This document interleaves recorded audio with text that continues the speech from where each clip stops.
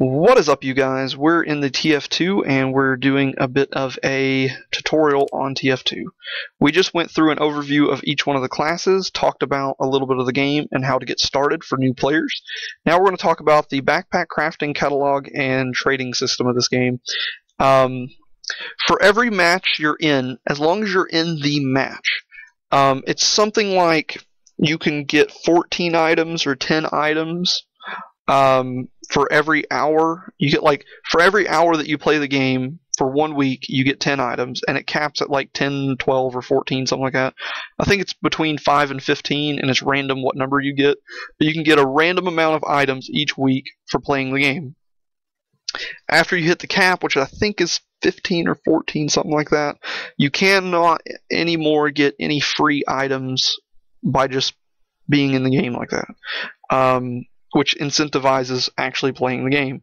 That item rotation fixes every Wednesday, I believe, at like 12 p.m., I believe, Eastern Standard Time. Because it goes based off of GMT, Greenwich Median Time, or something like that. And it's every Wednesday your item drop rate refreshes. So you have your backpack, and that's where these items go.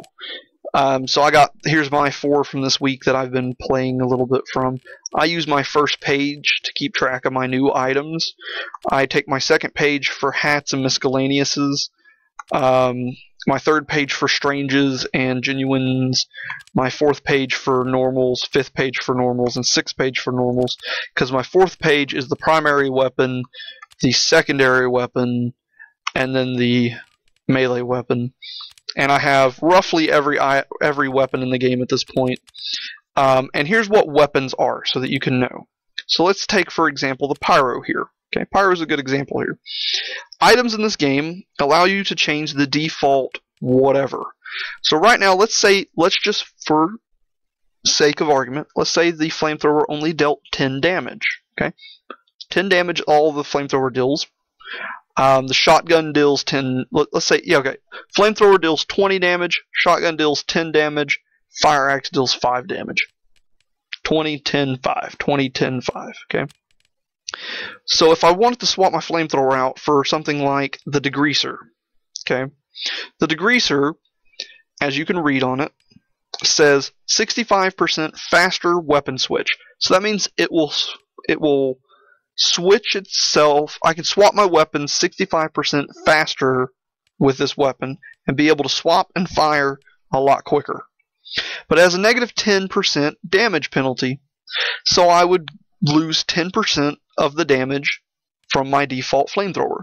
So this weapon deals less damage than the default flamethrower. It also deals negative 25% afterburn damage, which is the damage per second after they leave the fire. So this weapon deals significantly less damage than the default weapon, but it allows me to swap my weapons at 65% faster. That's why I have a strange of it, because I like to swap my weapons, and for advanced pyro play, swapping your weapons is very important, which we'll talk about later. Okay, that's the degreaser compared to the default. The default flamethrower compared to the phlogistinator.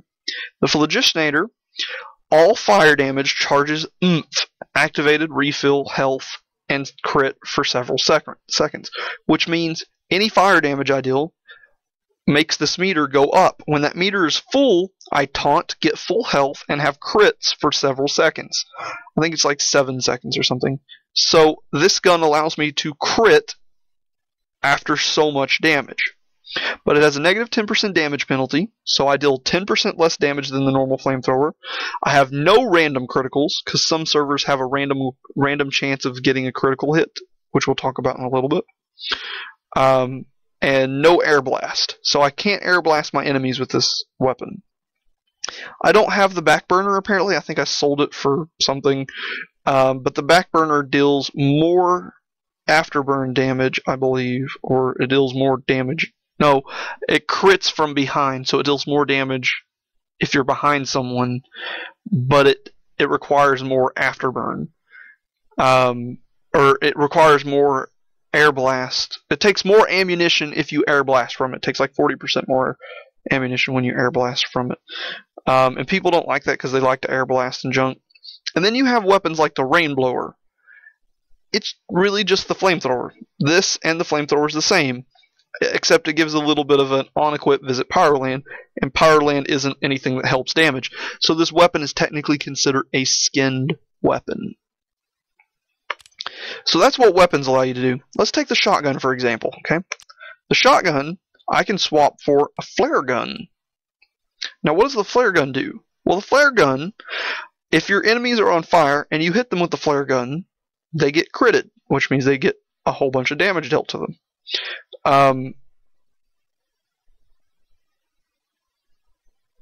So you have these weapons that take over the place and have a completely different weapon. Now, the scorch shot is a change of the flare gun. So you got to watch out. See how it says level 10 flare gun? See how this says level 10 flare gun? And how this says level 10 shotgun? And this says level 1 shotgun? The flare gun versus the scorch shot. The scorch shot flares knockback targets on hit and ignites enemies in a small blast radius. Negative 50% damage. So it deals 50% less damage than the flare gun.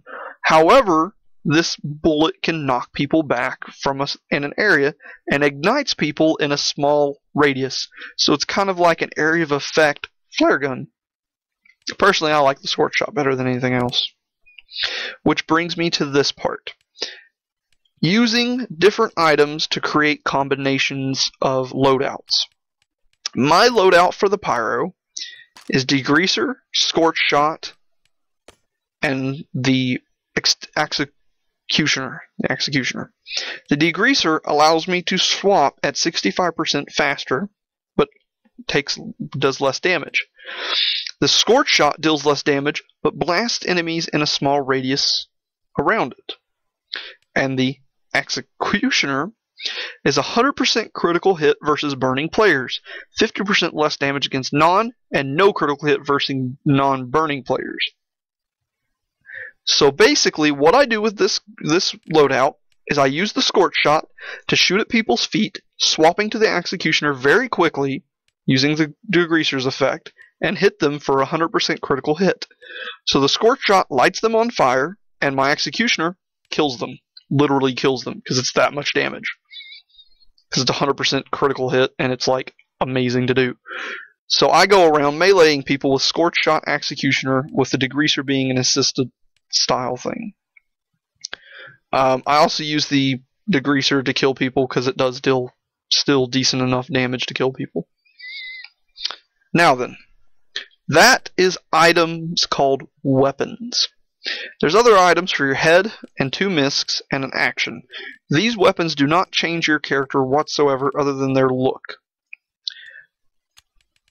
And the current look for my pyro that I do is this. And this is what my pyro typically looks like. Let's put this on there so he looks a little bit more pyro-y. So that's the idea behind items and their weapons and how things change. So let's take one more example. We'll say the Scout.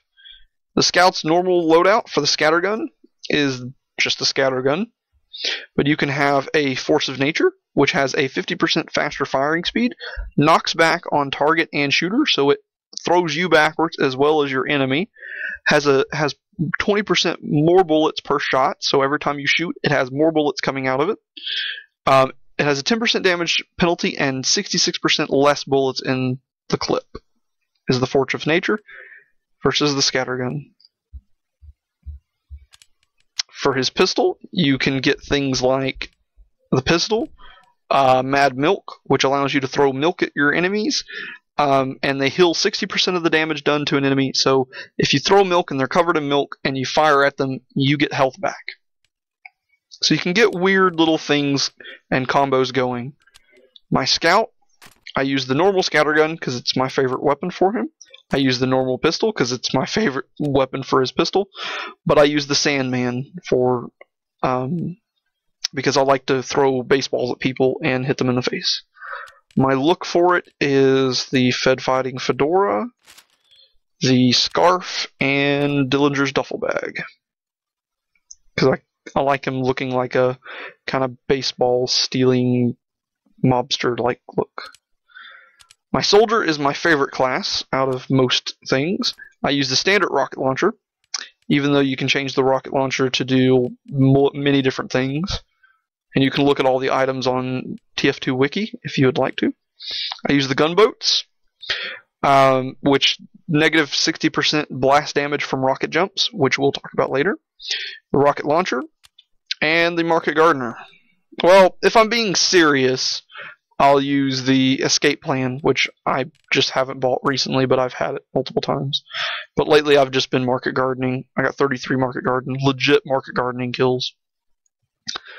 I hate getting normal kills. Maybe like 5 of those are normal, but the rest of them are all market gardening. Hat with no name. Kris Kringle collection, the Kringle collection. And sometimes I'll swap between the Merc's Pride like that, or I will go and remove my gunboats, put on the buff banner, and wear the Truefoot kickers. Actually, I think this is what I'm going to run for a little while. Yeah, I'm going to run this for a little while. No, I like rocket jumping too much. Alright, and you can't have the Truefoot kickers with some items change your feet, so you can't put feet items on. And then the power canteen, which is for man versus machine. Completely different game mode. My demo man, I like to use the lock and load, sticky bomb launcher, and the caber for that. And I use his Grenader's helm. Actually, I've already messed up. Yeah, I've messed up. Oh well, we'll just go through this. For my heavy, I like the Tomislav, the Sandwich, and the Gloves of Running Urgently, as well as Security Shades, because it makes them look cool. Put the Tomislav back. The Engineer, I enjoy running the Force of Nature, the Pistol, and the Gunslinger. I will sometimes swap the Gunslinger out for the Eureka effect based on what I'm doing. For him, I like to look like a cowboy, so I have a cowboy outfit for him. Not the true fits, I mean that. So I have a little cowboy outfit for him. For the medic is my favorite loadout that I have. I use the Overdose, the LMZ, which is my Medigun, Strange, Doctor Who reference. I use the Vitasalt, and I use the Planeswalker helmet, the Gas Medimask, and Archimedes. Let's put my Medigun in. I like using the Overdose because it gives, even though it has a negative 10% damage penalty, I'm not using my syringe gun that often, so it gives me movement speed based on how much Uber charge I have, percentage to a maximum of 10% faster. So it makes me move faster. My Vitasol, on death, I save 20% of the stored Uber charge, but I lose 10% of my, or 10 maximum health, which is fine because I keep Uber charge, I move faster, and I heal people. So this thing is really, everything's utility except for, everything's really utility. Yeah, best way to go about it. My sniper, one of my favorite classes. I like to make him look like a hobo with a golden hat. So I do something like this. And why does he look like a hobo? Because I carry around a very antique looking old gun, and I don't know, it just reminds me of a hobo. I use Girardi, and I need to go get a bushwhacker. So right now I use the frying pan. With my spy, I call it the golden spy. I use an ambassador, a golden bot killer knife, because I like the normal knife, the enthusiast's timepiece, a golden chapeau. I need a golden miscellaneous to go here. Well, I have golden spats, but I need a golden miscellaneous. So I use that for now, and I call it the Golden Spy. I need one more item to go golden, so I'm really, really gold. And I will be getting the, no, I won't be getting it. I want the normal sapper. So that's all my classes and what I run, so you guys can get some ideas. Now let's talk about how you can get items through items. There's this thing called crafting.